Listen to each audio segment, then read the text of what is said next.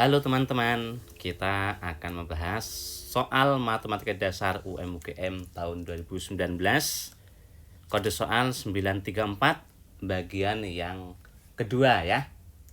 Nah, totalnya itu ada 20 soal dan ini adalah bagian yang kedua, terdiri dari 5 soal UM/UGM, yaitu soal nomor 6 sampai soal nomor 10 ya. Bagi teman-teman yang ingin membahas terlebih dahulu, saya tampilkan soal-soalnya. Ini dia. Nah, ini nomor 6 ya. Nomor 7, silakan teman-teman skip terlebih dahulu dan coba kerjakan ya. Ini nomor 8.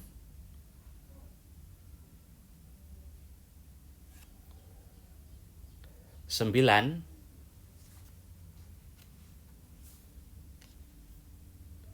Dan nomor 10. Oke, saya ingin mengerjakan yang nomor 6 terlebih dahulu ya. Jika A adalah matriks seperti ini teman-teman, dan B itu seperti ini, determinan dari matriks ini apa? Nah, saya kira ini tidak terlalu sulit ya. Kita tinggal mencari matriks ini terlebih dahulu teman-teman. Kemudian baru kita cari determinannya. Oke, kita cari ya. Itu AT itu artinya A transpose dikali A ditambah B dikali B transpose. Nah, ini kita cari terlebih dahulu. A transpose berarti dari A ini baris berubah jadi kolom. Dan kolom berubah jadi baris. Nah, kolom pertama itu berubah menjadi baris pertama. 101. Nah, ini berubah jadi baris. Kolom kedua jadi baris kedua. Seperti ini. Dikali A, berarti A-nya tetap ya. Ditambah B, B-nya tetap. Dikali B transpose. Nah, ini cuma satu baris. Satu kolom. Berarti nanti hasilnya adalah satu baris. Nah, gini. Dah, kita operasikan. Kita ingat lagi perkalian matrik. Matrik yang kiri itu selalu baris dan yang kanan itu selalu kolom. Baris kali kolom ya. Nah, ini sama perkalian juga. Berarti baris, ini ada dua baris. Dan ini ada dua kolom. Baris kali kolom ya. Oke, kita kalikan terlebih dahulu. Yang ini baris kali kolom. Baris pertama kali kolom pertama. Caranya berarti ini kali sini 1, 0, 1. 1, 0, 1. Kita jumlah teman-teman. 2 ya. 1, 0, dan 1 dijumlahkan hasilnya kan 2. Letakkan di sini. Selanjutnya baris pertama, kolom kedua. Berarti baris pertama, kolom kedua. Nah, nanti hasilnya di sini. Baris pertama, kolom kedua. 2, 0, 1. 2, 0, 1. 2, 0, dan 1. Jumlahnya berapa? 3 ya teman-teman ya. Selanjutnya baris kedua, kolom pertama. Baris kedua berarti di sini, kolom pertama berarti di sini. Nah, hasilnya di situ teman-teman. Baris kedua, kolom pertama. Nah, kita operasikan. 2, 0, 1. 2, 0, dan 1. Berarti jumlahnya 3 ya. Selanjutnya baris kedua, kolom kedua. Baris kedua, kolom kedua. Hasilnya di sini. 4, 1, 1. 4, 1, dan 1. Jumlahnya berarti 6. Nah, gini. Itu hasil perkalian yang sini. Ditambah perkalian yang sini, ini 2 baris dan 2 kolom. Berarti baris pertama cuma isinya 1 itu doang. Kolom pertama juga 1. 1 kali 1 berarti 1. Hasilnya berarti di sini. Baris pertama, kolom pertama. Selanjutnya baris pertama, kolomnya kedua. Berarti di sini teman-teman hasilnya. Itu 1 dikali 2. Berarti 2 ya. Selanjutnya, baris pertama ini sudah selesai. Kolom pertama, kolom kedua sudah ya. Selanjutnya baris kedua. 2 dengan 1 berarti hasil kaliannya 2. Baris kedua, kolom pertama berarti 2. 2 dengan 2 berarti 4. Nah, ini kita jumlahkan. Dan kalau penjumlahan itu enak, tinggal yang seletak ya. 2 ditambah 1 berarti 3. 3 tambah 2 itu 5. 5, ini 10. Nah, inilah dia matriksnya teman-teman. Matriks yang ini. Pertanyaannya determinan itu. Determinan matrik. Matriknya A transpos kali A ditambah B dikali B transpos. Nah, ingat lagi determinan itu kan ini kali sana positif, ini kali sana negatif. AD min BC ya teman-teman ya. 3 kali 10 itu 30, 5 kali 5 itu 25, negatif 25-nya ya. Berarti hasilnya 5 yang E. Oke, tidak rumit ya teman-teman ya. Selanjutnya nomor 7. Jika tan X itu 2, maka nilai ini berapa? Perhatikan itu hanya ada sin sama cos ya. Nah, tan itu apa sih teman-teman? Jika dihubungkan dengan sin dan cos, tan itu sebetulnya adalah tan X itu sin X per cos X. Itu 2. Oh, berarti ini nilainya 2. Nah, berarti kita punya sin X per cos X itu nilainya 2. Nah, gimana caranya? Dari sini muncul sin X per cos X. Nah, gini caranya teman-teman. Ini kita udah punya sin X, udah punya cos X kan? Supaya muncul sin X per cos X, baik pembilang maupun penyebut kita kali dengan seper cos X. Nah, ini boleh karena segini tuh nilainya 1. Berarti kan kita cuma mengalihkan dengan 1. Itu tidak mengubah apapun ya. Nah, coba kita kalikan. Berarti yang pertama ini sin X dikali seper cos X jadinya sin X per cos X, atau boleh ditulis tan boleh ya teman-teman ya. Ditambah cos X per cos X itu 1. Ini. Selanjutnya sin X per cos X negatif 1. Dah, sin X per cos X kita sudah punya 2 ya. Ditambah 1, 2 dikurang 1. 3 per 1 berarti hasilnya 3 yang D. Nah, ternyata tidak rumit ya. Lanjut nomor 8. Di dalam sebuah kotak terdapat 9 bola yang diberi nomor 1 sampai dengan 9. Diambil 3 bola tapi 1 per 1 tanpa pengembalian. Artinya diambil 1 bola tidak dikembalikan. Ambil lagi 1 tidak dikembalikan dan ambil lagi terakhir 1 ya. Peluang bola pertama genap, bola kedua ganjil, dan bola ketiga genap adalah bola pertama genap. Ngambilnya 1 teman-teman ya.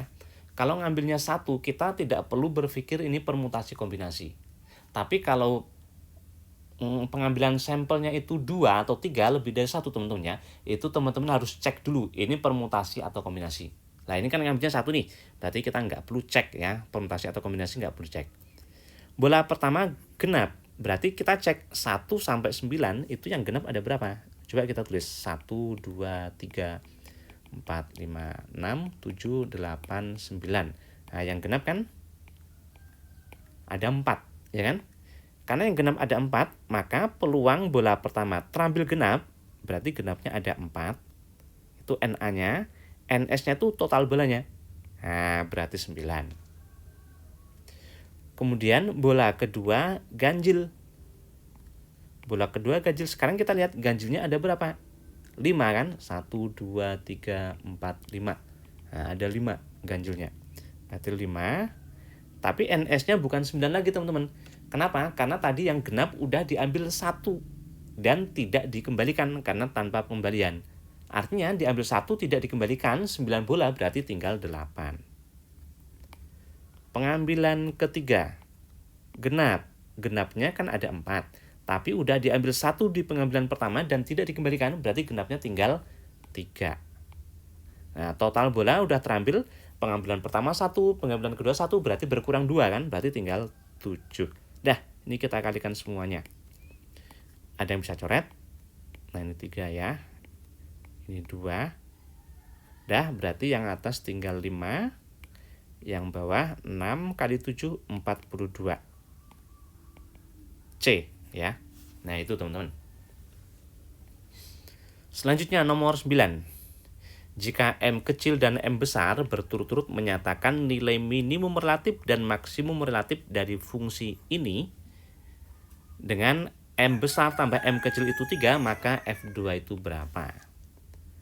Minimum relatif, maksimum relatif kita harus pakai turunan teman-teman ya. Dan ini Fx-nya kita cari turunannya. F aksen X ya itu ya.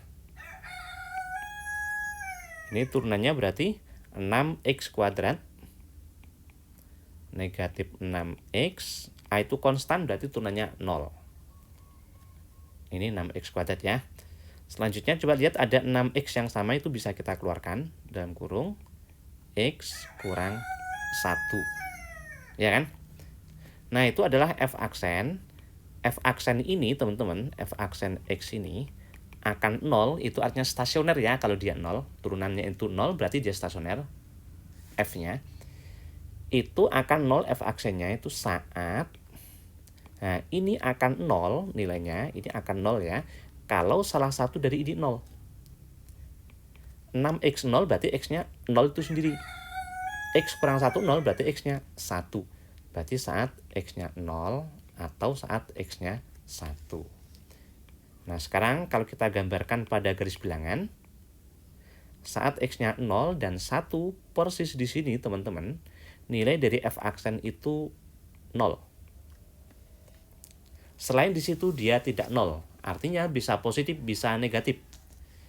Bisa kita ambil sampel, misal di kanan 1 itu 2 sampelnya ya. 2 kita cek ke F aksen, berarti ke sini. 6 kali 2 itu 12, 2 kurang 1 itu 1, berarti 12 kali 1, 12 positif ya. Nah, berarti di sini positif. Atau kalau teman-teman pengen cepat, cukup lihat koefisien X-nya nih. Nah, ini positif sebagai tanda yang paling kanan. Nah, itu pasti positif, teman-teman. Selanjutnya, karena semua faktor ini pangkatnya ganjil, maka ini pasti ganti-ganti tanda. Setelah positif jadi negatif, jadi positif. Tapi misal nih, yang ini misal pangkatnya itu 2. Genep kan? Maka saat dia melewati pembuat 0 dari sini tadi, yaitu 1. Nah, ini ya, melewati 1, dia tidak ganti tanda, teman-teman. Ini positif, ini juga tetap positif. Seandainya itu pangkatnya genep. Nah, tapi kan ini pangkatnya ganjil nih, berarti ganti-ganti tanda. Dan dari F aksen ini kita bisa gambarkan F atau kurvanya. Saat F aksennya positif, maka kurvanya ini grafiknya naik, teman-teman.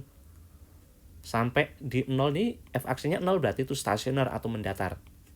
Selanjutnya ini negatif. Berarti grafiknya turun.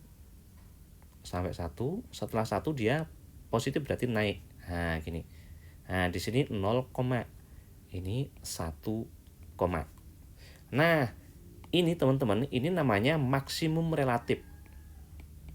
Yang ini namanya minimum relatif ya. Nah, kata soal maksimum relatifnya adalah M besar. Nah, berarti di sini M besar. Minimum relatifnya itu M kecil. Nah, berarti di sini M kecil. Oke, sekarang kita lihat titik ini itu kan terletak di kurva. Nah, kurvanya ini teman-teman. Terletak itu berarti kita substitusi. Artinya ini kita substitusi nih. Kalau X-nya 0, Y-nya itu M, yaitu Fx ya. Nah, kita substitusi ke sini.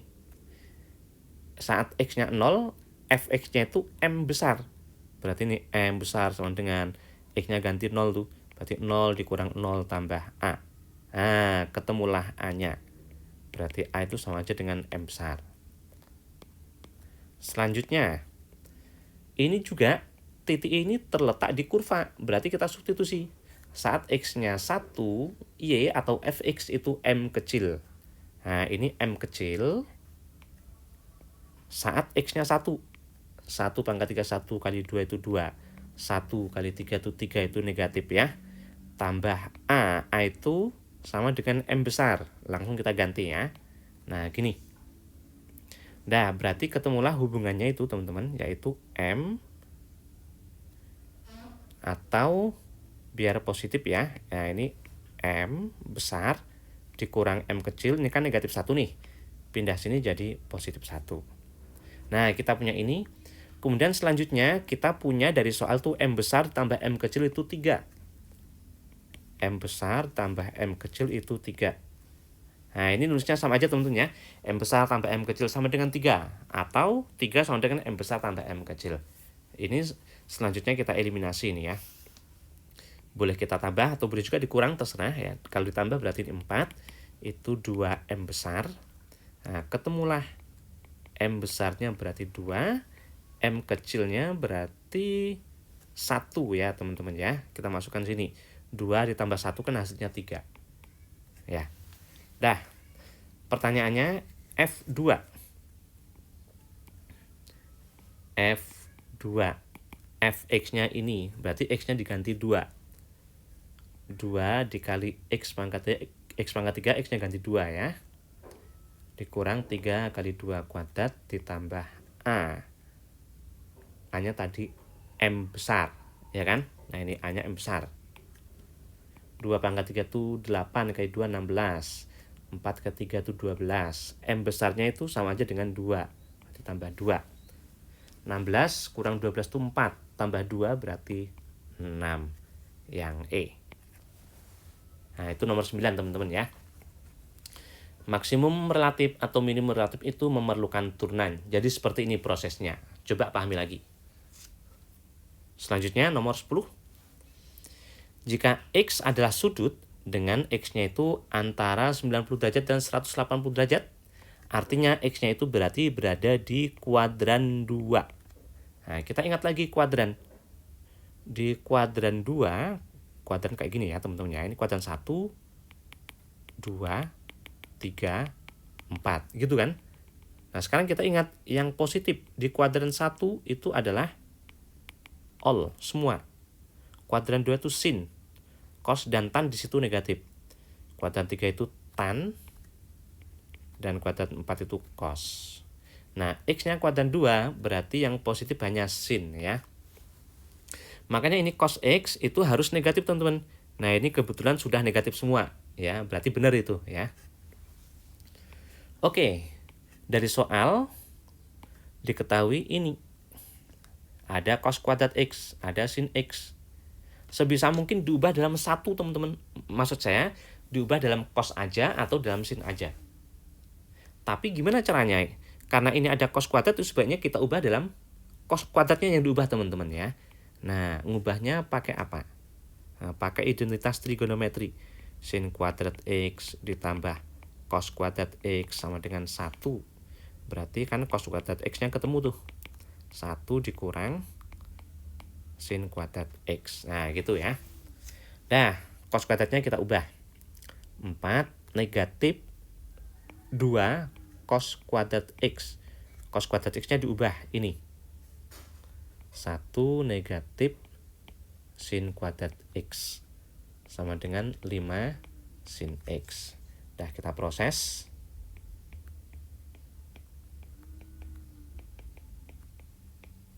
Nah, kita jadikan satu ruas. 2 sin kuadrat X negatif 5 sin X positif 2 ya teman-teman ya. Dah, berikutnya kita faktorkan, bisa nggak? Atau kalau teman-teman kesulitan boleh ini dimisalkan P. Nah gitu ya. Berarti jadi 2P kuadrat negatif 5P. Difaktorkan. Tapi kalau teman-teman bisa langsung juga mungkin lebih cepat ya. 2 itu perkalian 1 sama 2, sebaiknya 2 di sini, 1 di sini, karena nanti jadi 4P ini 1P kan bisa 5P teman-teman ya. Dengan catatan 4P itu harus negatif, 1P negatif. Nah, kan negatif 5P, dan kalau dikaliin benar positif 2. Ketemulah 2P dikurang 1 sama dengan 0. 2P sama dengan 1, berarti P-nya setengah. P tadi adalah sin X. Nah, langsung kita ubah. Atau dari sini, P kurang 2 sama dengan 0. Berarti P sama dengan 2. P itu sin X. Dan kita tahu, baik sin maupun cos itu nilainya paling besar itu cuma 1. Berarti tidak bisa dia nilainya sampai 2. Nah, ini berarti enggak ya.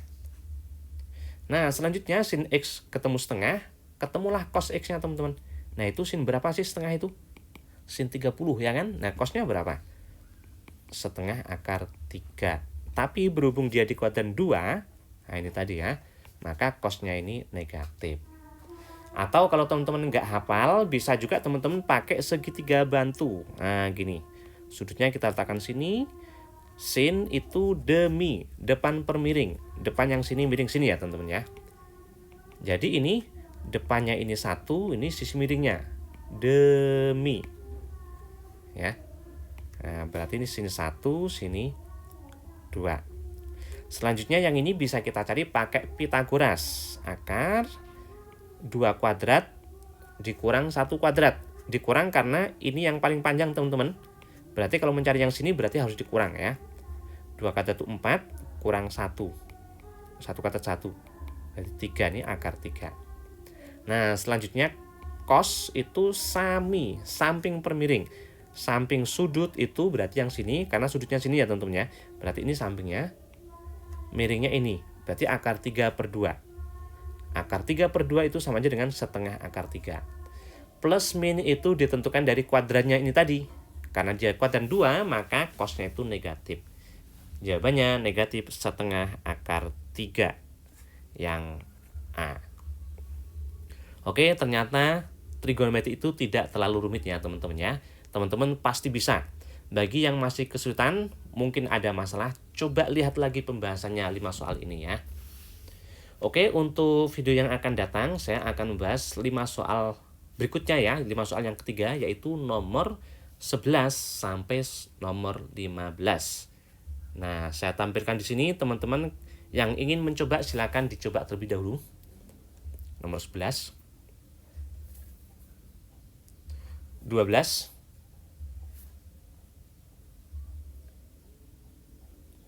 13,